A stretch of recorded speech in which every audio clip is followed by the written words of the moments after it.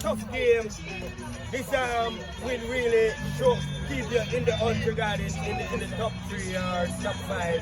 How important that 3 points is for the Drums? And I wouldn't say it was a tough game, you know. I think the two teams played good attacking football tonight.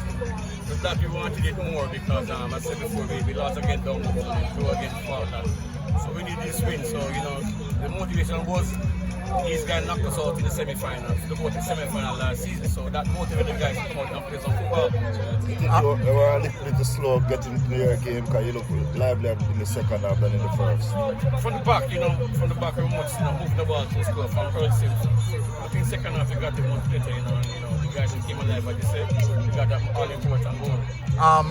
Attacking level, Shea Smith just coming to the team. How well is he bedded in to turn and put in a performance like this? He has to be a killer.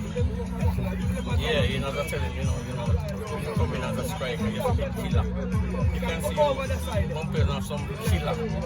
So we want some killer. And don't get me wrong, Jamaica, when I say killer, I don't mean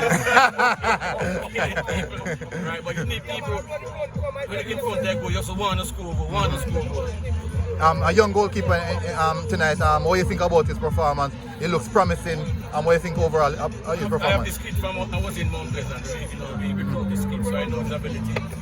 Talented. I think he went to the national team and they say he's sharp. This guy is technically solid. Yeah.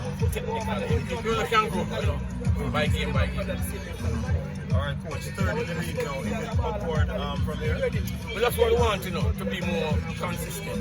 Because I said before, it's up and down, you don't do good for the team. So if you can build on this momentum, it's good. Alright, coach. Coach,